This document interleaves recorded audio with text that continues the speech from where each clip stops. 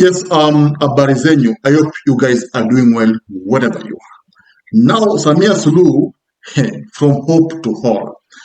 CNN drops bombshell documentary. Police shooting kids, mass graves, in Tanzania. We've got some breaking news, and Samia Suluhu might be in trouble here because now it can be proven that some section of rogue Tanzanian police were given orders to go to the houses of Tanzanians and point blank range kill them with bullets. Now, this has been done with CNN. CNN have done what you will call a geolocation satellite proving. They have proven that the videos which were circulating online about the police from Tanzania using brutal force against its citizens at night when there was no lights, there were no internet, they can now prove that these atrocities actually happened. And the Tanzanian massacre is true. This may land Samia Suluhu in problems. So, it is from 98% win to global shame. Global shame. The world is now sure that Samia Suluhu never won the election, because if you won the election, why do you, unleash terror on your people? So, in the end game near dictatorship, do you think it's the end game for dictators? Or what do you think? So I want us to analyze this story and try and find out what is happening in Tanzania, or what did Samia Suluhu do in order to win a re-election. So remember, Samia Suluhu succeeded Magufuli in 2021 after Magufuli died. Of course, the law says that when a president dies, of course, his deputy has to take over. So, October 29, there was chaos. The main rivals, Lulisu and the rest, Chadema actually, was barred from contesting.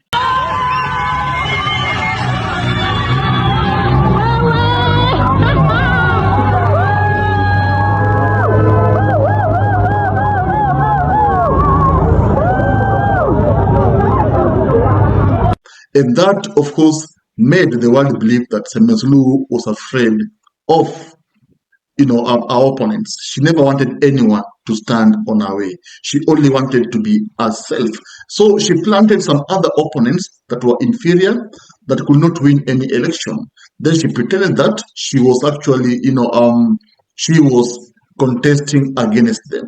So that led to chaos, because the day of election, people went to the streets demanding democracy and justice. Jambo lile lilipotokea, vijana waliingizwa barabarani kudai haki.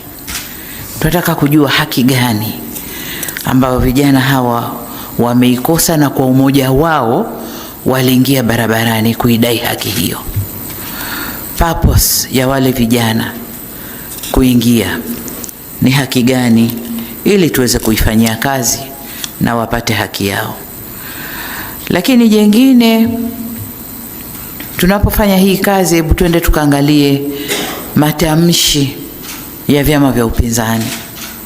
Wale waliokuwa wakisema lazima kiwake, hapakaliki, lazima aondoke, lazima kiwe hiki, uchaguzi hautafanyika. Kitu gani hasa kilichowaletea kufanya vile? Samia Suluhu, instead of even being bothered, what she did, she actually told the police to stop the protest using whatever or whichever means possible.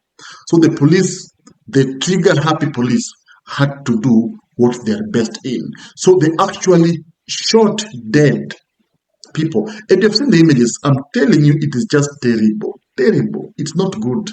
It's not good to have power through the back door by meeting, your people with terror.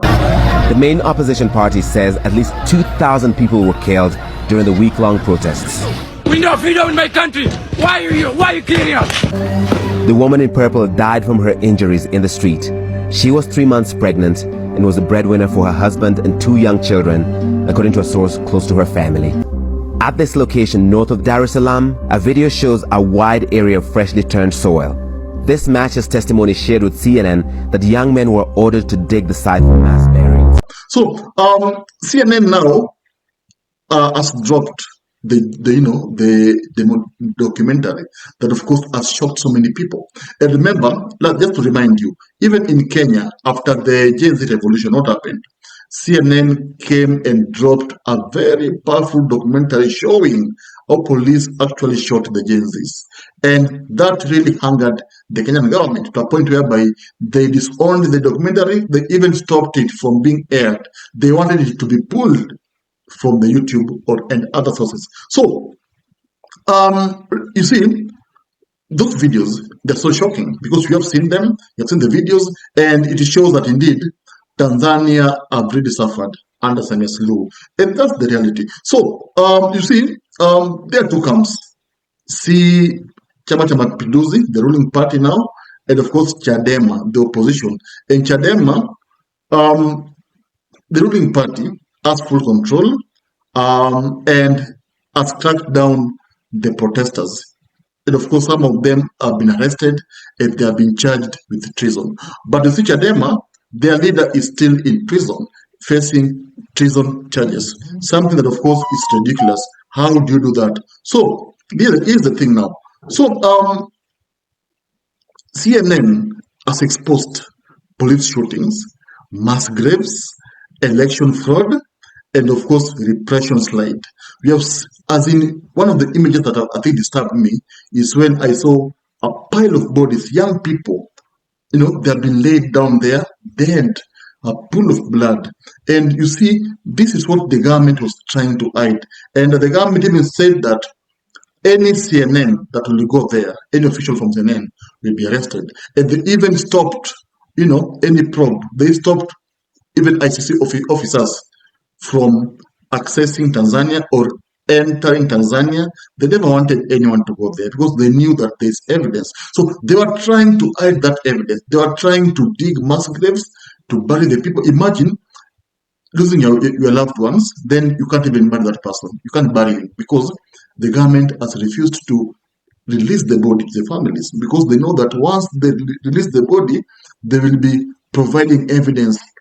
So the government resorted to burying the bodies themselves, something I find so evil. So that's what happened. And CNN has managed to expose all these atrocities where people were killed. In fact, there's a Kenyan teacher who was killed in Tanzania. And ever since he was killed, the family has been crying, urging the Kenyan government to try and, of course, talk to Samia Suluhu so that she can accept, bring the body to Kenya. But Tanzania government has said they don't know someone like that if they've never seen that person. So that means that the teacher who was killed in Tanzania is said to be buried secretly. Something that, of course, must hurt the family because when you lose your loved ones, the best honor is to give him a decent burial. But the government of Tanzania has refused to grant this family bury their own. So these are the things that CNN as of course, as exposed. So what are the repercussions? What are the key factors after watching all this? So one thing is AU and SADC pressure. AU has been pressurized to act on this matter. In fact, they have been ordered, they're told to sanction Tanzania like the way Zimbabwe was sanctioned. Remember, just 2 days ago, Samia Suluhu came out and said that she has been denied loans by the World Bank because of what happened in Tanzania. And I've been telling you that when a country or a president gets power using the back door, and by, of course, maiming her people, what happens? The world refuses to cooperate with you. They want to give you loans as a way of punishing you. And of course, once you are not given loans, you can't be able to run your government. And that is the kind of punishment Samia Suluhu has been given by, by the World Bank and other powerful bodies. So it won't be nice for her or to her. She won't be able to rule Tanzania the way she thinks because the world has refused to cooperate with her. And also, funding has been frozen, and of course, the president has self-admitted, and even in our party, there are people who are now beginning to bolt out. They are members of the party, of CMM party, the CCM, the ruling party. They are saying that they cannot continue remaining in the party because the party has destroyed its name and they want to bolt out. So these are the things that happen in Tanzania. And it is so shameful that Tanzania, a peaceful country, a country that has never had any election violence, now is met with brutality. I mean, people have been killed to a point whereby no Tanzania right now can raise its voice. Because once you raise your voice, you are picked from your homestead or your house, you are taken to the gallows. So, what are my predictions? This is my point here. The probe is going to be real. And of course, CNN will turn the heat up and CNN will provide this evidence to the ICC. And once ICC has intervened in this matter, Samia Suluhu will find it difficult to rule. Remember, even in Bangladesh, what has happened? Bangladesh former prime minister has been sentenced to death. Yes. Because there was protest from the students. What happened? They were met with brutality. The same way happened in Tanzania. So this case is going to be so serious to a point whereby Samia Suluhu won't be able to, rule in peace. In fact, the best thing she can do right now is to resign. Of course, power is sweet. She can do that, but she will be pressurized to resign. After this powerful documentary from the CNN, she will be pressurized to resign because Larry Madowo has revealed some shocking secrets that I think will really hurt the government of Tanzania. So the best thing the government can do is to resign, nothing more. Because how will you rule when the world has seen what you have done for you to be in power? What you need to do now is to resign. That's all you can do. So the people of Tanzania, I believe, they deserve, justice. They deserve to be heard. They deserve to be, thought about. And Samia Suluhu, you see, when she got into office, people thought about her of being as a feminist icon. She was like an icon, a female president. But now she has turned out to be the worst in Africa because I've seen people rigging elections, but I've never seen someone being banned from contesting, then citizens being shot dead. I have never seen that. So that's what happened in Tanzania. Now tell me, what do you think will become of Samia Suluhu? Do you think the CNN will actually, take over this matter and, take it to the ICC? And do you think ICC can probe and make Tanzania people or make Tanzania have justice? Do you think justice will prevail in Tanzania? Do you think so? Of course, write me there and hit me on the comment section. And of course, I'll be glad to answer you back. Thank you. If you love politics, then Dr. Politica is your cup of tea. The place for minds that think. If you are watching this from anywhere else, search the name, hit subscribe, and stay sharp with us.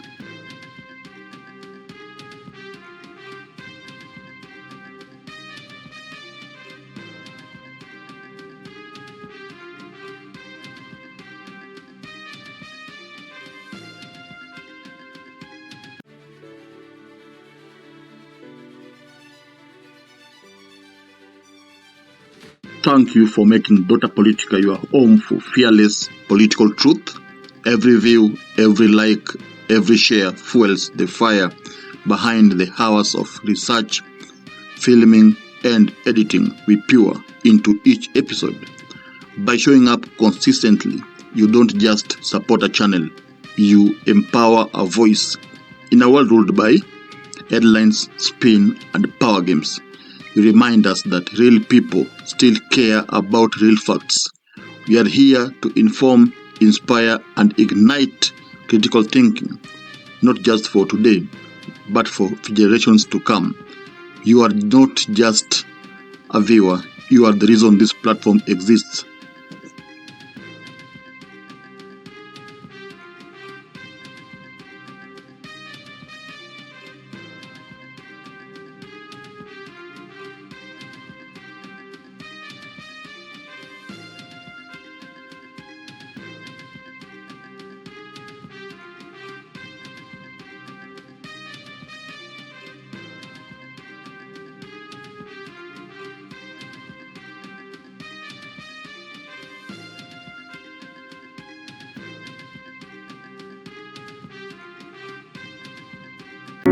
Peace.